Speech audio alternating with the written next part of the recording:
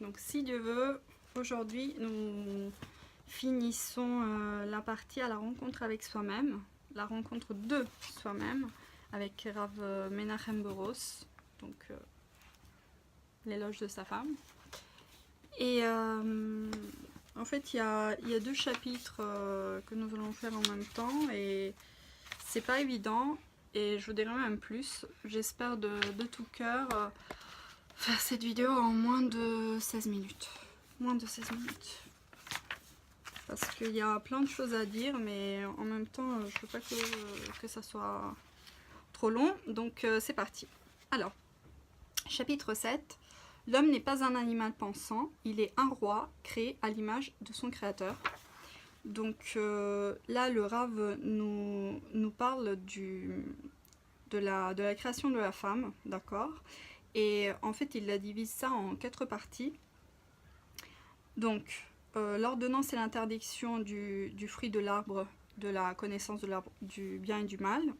Le projet divin visant à créer la femme. En fait, on dit que la femme est ce qui est en dernier, en fait, est la finalité de la pensée première. La nomination des animaux par Adam et la création de la femme à proprement parler. Donc, le fait c'est ça, c'est l'homme il doit savoir qu'il possède en lui 3 forces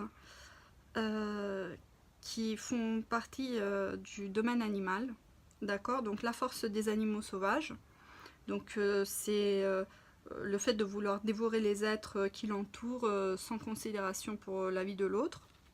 La force des oiseaux, le fait de voler au-dessus de tout. Et aussi de vouloir être libre, cet aspect d'insouciance et parfois qui peut débaucher dans une nature hautaine. Et enfin la force des animaux domestiques, d'accord, en particulier ceux qui sont ruminants, qui ont cet aspect de contradiction entre paresse et soumission. Donc pour combattre ces 3 forces, évidemment, il faut se discipliner et étudier la Torah. Et c'est pour ça que l'homme a besoin de la femme, c'est-à-dire c'est là qu'il va vraiment découvrir sa moitié et son aide. Mais par contre, s'il n'a pas envie d'étudier la parole d'Hachem et le remède, bah, il subira le Yetzer Hara. Donc un homme, pour être un homme équilibré et solide, il faut obligatoirement obéir à la parole du Créateur. D'accord? Donc lorsqu'un couple s'entend, parce que l'homme s'est accordé avec la Torah, avec la parole d'Hachem, chacun des partenaires trouve dans sa vie une merveilleuse et entière plénitude. Par contre, lorsqu'un homme est rongé par des manques de toutes sortes, ballotté par les forces animales qui le dominent et le poussent vers des désirs sans fin, vers des envies qu'il ne peut satisfaire, que voulez-vous que sa femme puisse lui apporter? Donc un tel homme est enfermé dans sa confusion, dans son être, et là c'est le désordre et le vertige. Son œil est devenu mauvais, parce que du coup il sera focalisé sur ce que les autres ont, que lui n'a pas, et il n'y a pas d'équilibre, et en même temps l'épouse elle va paniquer, donc elle va devenir la pire ennemie de son mari. Et tout ça, en fait, selon le Rav, voilà, c'est à l'origine du refus de l'homme de suivre les directives de la Torah. Donc, du coup, la première chose qu'il doit faire l'homme, c'est réapprendre à écouter Hachem. Et s'il ne veut pas se discipliner en obéissant à Dieu, la rupture du couple est certaine. Et même si pas de manière juridique, mais disons au sein du foyer, il y aura le désastre, il y aura des cris, de l'amertume, voilà. Il y aura des choses malsaines. Et tandis que en fait avec évidemment en écoutant les directives,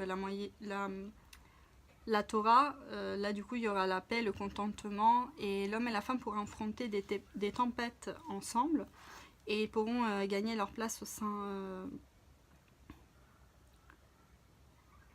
de l'éternité de leur créateur. Alors, après ça, en fait on nous dit qu'il faut être comme le phénix, donc c'est-à-dire qu'il faut mourir pour vivre. Il faut parfois se jeter dans le feu pour renaître de ses cendres. Et il nous cite Sharet Teshuvah de Rabbeinu Yonah, où en fait il dit celui qui veut vivre doit mourir avant de mourir. C'est-à-dire de la même sorte que le korban vient de la racine rapprochement. Donc en fait il faut sacrifier une partie de soi-même pour se rapprocher du Créateur. De même, c'est dans le couple. Mais pour ça, il faut avoir la émouna d'Hachem. Et même parfois reconnaître, chaque jour, lorsque nous disons Moda'ani Lefanecha, en fait, on dit Rabba Emunatecha, grande est ta confiance Hachem, parce que lui, il récupère nos victoires et pas nos défaites. Et comme l'explique le Maral de Prague, les fautes ne sont jamais qu'un accident de le fil de l'existence humaine. Elles disparaissent comme une coupure de son momentanée et ne sont donc pas vouées à être conservées. Donc en même temps, faut essayer de ne pas tenir rigueur à notre conjoint pour ses faiblesses. Et justement, on nous dit que là est la différence entre l'homme et la femme, parce que l'homme, Adam, vient donc de la terre, Adama, et vous savez, on peut faire un trou dans la terre, et puis on ajoute un peu d'eau, on met la plante, ça se recouvre facilement. Tandis que la femme, elle est plutôt liée à l'eau, enfin voilà. Donc lorsque elle est plus rigide et lorsqu'il y a des fractures, même si donc déjà ça prend plus longtemps à se refermer, mais en plus il y a une marque qui reste. Donc la femme, elle se rappelle des choses, elle a une très bonne mémoire. Mais voilà, il faut essayer d'aller un peu au-delà. Et on voit ça dans la création. En fait, lorsque on dit Vaiven Hashem Elohim et Atsela Asher Lakar, en fait, Dieu édifia une femme. Vaiven, la racine c'est Vina, l'intuition.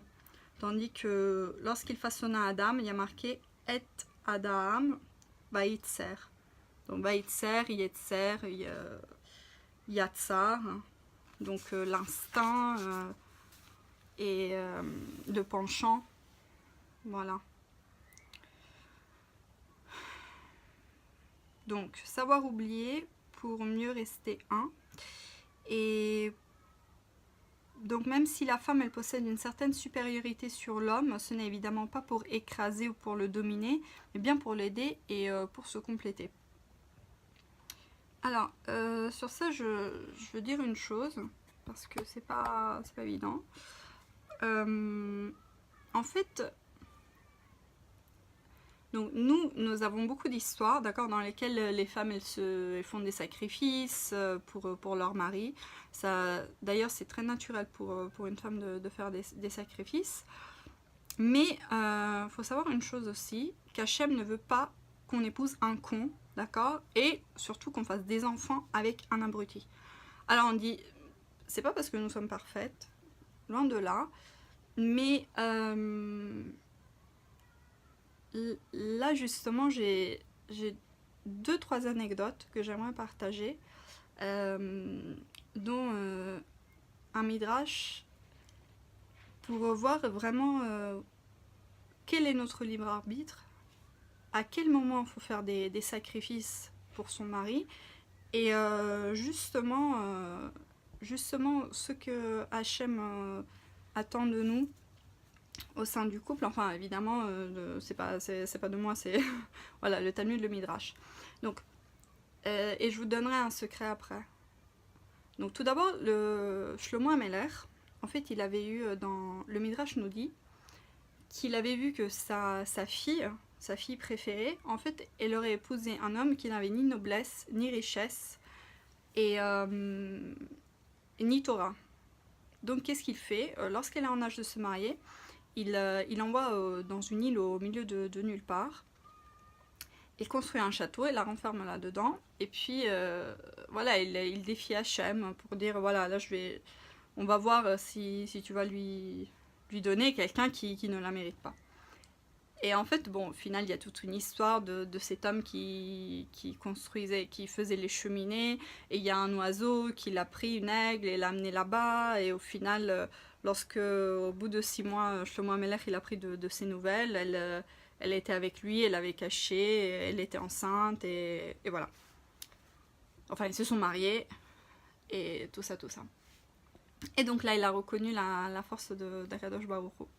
De même, là, lorsqu'on nous dit que la supériorité de la femme, ce n'est pas pour écraser l'homme, je pense souvent à Déborah Anavia.